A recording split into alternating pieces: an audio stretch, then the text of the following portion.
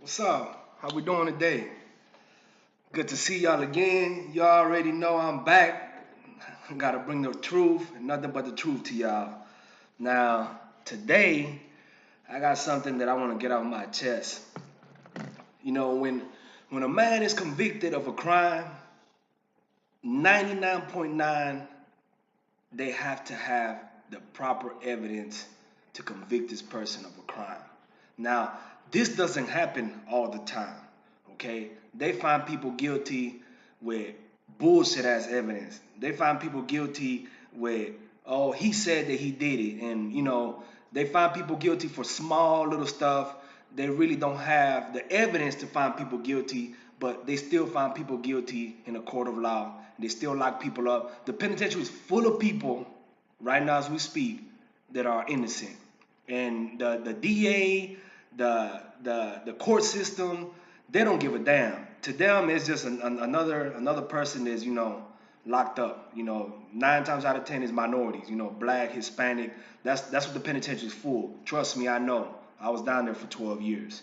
Black and Hispanic. That's all you see down there. And I'm not saying that everybody down there shouldn't be down there. You got some cats that are straight up animals that should be locked up. But I've seen a lot of people that, didn't deserve to be locked up, but they got fucked over by the system and they ended up locked up. Now, where I'm coming to right now is the death penalty. You have people that get convicted of heinous crimes and they get hit with the death penalty. Some states don't have it, some states do. Now, once again, there's some people they deserve to be put away and given the lethal injection or the gas chamber, whatever is a way that the state uses to kill their inmates. I get it. There's people that deserve to be dead. They're just a menace to society. They've killed more than one person. They're gonna continue to kill. You can't let those people out. If you do, you're part of the problem. You're letting a person that you know is gonna continue to do wrong. Take somebody's life, rape, murder, and bring mayhem to society. We don't need that. So I understand, that we need the death penalty. But the problem is that they find people guilty without no type of evidence and they give them the death penalty.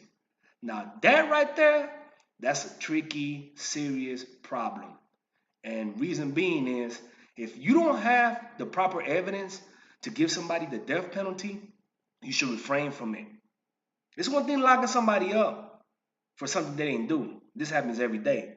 But giving somebody the death penalty for something they didn't do, that's some serious stuff right there. I mean, you talking about taking somebody's life. And that comes to where I'm about to tell y'all right now. This guy, his name is Marcellus Williams. Marcellus Williams. This is in Missouri. Now, he got convicted of murdering a reporter. A reporter. And his girlfriend at the time said that he admitted to her that he killed this reporter. And a person that was incarcerated with him also said that he admitted, killing this reporter to him. So those are two people that testified in a court of law saying that Marcellus admitted killing, this reporter. Now, this is what I'm saying right here. His girlfriend, she was a renowned dope addict, a dope fiend, and the other guy, he was already in jail, and they both wanted to get a reward. They were offering a reward money, and people will say anything when it comes to money. You know, if people out there trying to get paid, for doing smaller stuff than that, they'll do whatever they got to do to get that money, even if it comes lying and lying on a man and having his life put in danger. It happens every day. People lie. They don't care if somebody's gonna die or lose their life. If they want to get a couple of thousands of dollars, they will lie. And that's what these people did. They lied. For one, the DNA evidence, this happened back in 2001. I guess they didn't have the technology they have now. But the DNA evidence back then, you know, was bullshit. It's come long ways now. I mean, man, they could get a little piece of hair and do a test on there, and they could tell you if the person is black, white, Asian, Hispanic. What type of chromosomes the person has. I mean, the DNA technology in 2018 is a bad motherfucker. I mean, they will catch your ass. I mean, they could put a whole profile on your ass with a piece of hair. spit, uh, semen, blood, you name it. DNA is a motherfucker, and it is unique. It's like fingerprints. It doesn't lie. But back then in 2001, they didn't have all this technology like they got now. So this reporter, they found pieces of skin, flesh, blood under her fingernails. Obviously, she fought for her life, and she scratched her assailant. Well, when they did the test on her fingernails and they took the DNA out of it and they were able to test it, the DNA profile did not match Marcellus Williams. So keep this in mind. Keep this in mind. If the DNA under her nail is not his, it's another person that they don't know. Why did they find this man guilty for murder and sentence him to death? Just because two people said that he admitted it. Okay, one of them, like I said, was a dope fiend, his girlfriend, his ex-girlfriend, and the other one was a cellmate, somebody that was incarcerated with him when he got arrested. Now, the reward money, that goes a long ways. People will lie. Like I said, people will lie for a couple of hundreds of dollars, much more being thousands of dollars. People will lie. And the thing that gets me right here, they found a laptop computer in his possession, and they say that the laptop computer that he was trying to sell belonged to the reporter. Now, if they found a laptop that belonged to the reporter in his possession, that doesn't mean he's the one that killed her. That means he's in possession of stolen property. Charge him for that. But that does not mean that he killed this reporter. But they're trying to say that that laptop that they found is the reason why they said that he killed her. Because it was her laptop. What was he doing with her laptop? Now, once again, charge him for that. Don't charge him for murder. If you don't have the evidence to prove that he's the one that killed this woman, how you going to charge him for murder?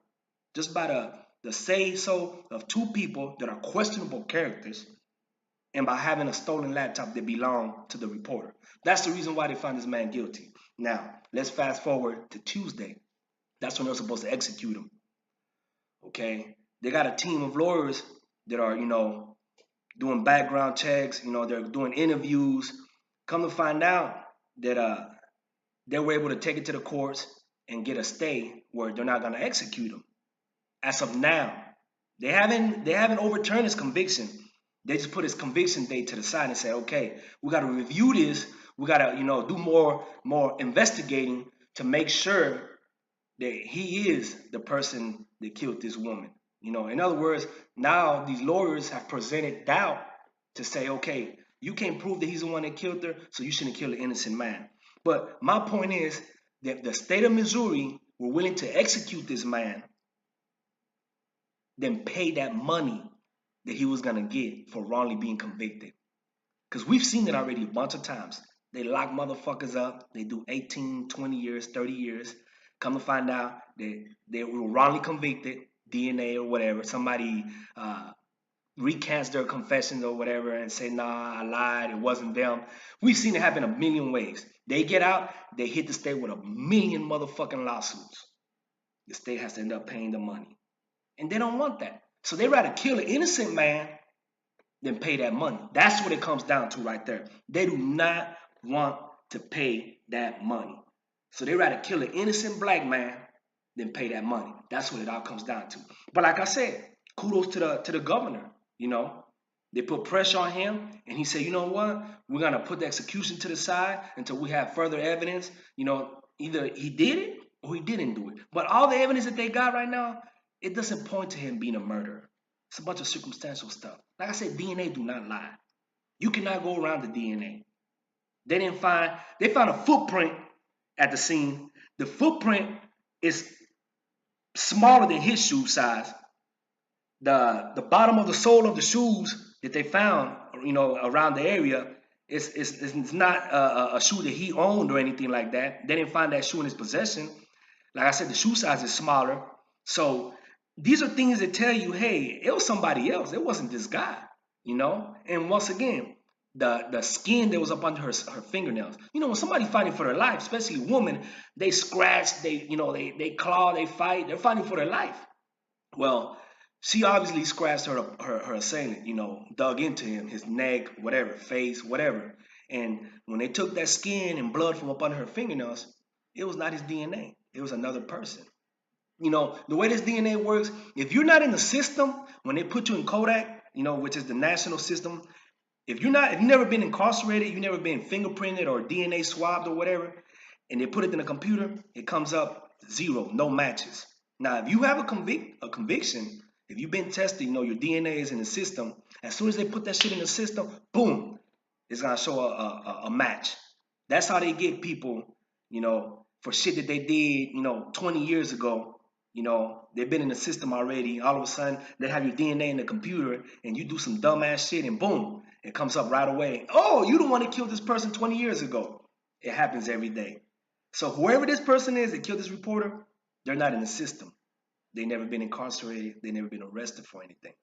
Because the DNA profile that they have on record, they can't find no match to it. But thank God, hopefully they'll be able to reverse his conviction and let this man go. He's already been locked up since 2001. That's 17 years of his life gone. And that's one thing right there that I tell you. If he did not commit that murder, let that man go. That's what you call justice. Let him go. Do your homework. Find the person that killed this reporter. Now, moving forward, this is in Bossier City, Louisiana. What I'm gonna tell y'all right now. It's a 17-year-old high school kid named LeVar Allen. He's a football star, basketball star, track star. His name is always in the paper, for scoring touchdowns, scoring, X amount of points in a basketball game. The dude's he's a tremendous athlete for his school. I mean, he's a triple threat. He could play football, basketball, track. Now, he made the news, but this time it wasn't for football, track, or basketball. From what I'm seeing is him and this 16-year-old girl, a white girl, they were classmates. Now I don't know if they were boyfriend or girlfriend. Make a long story short, she sent him a video of her masturbating, playing with herself. She sent it to him on his phone.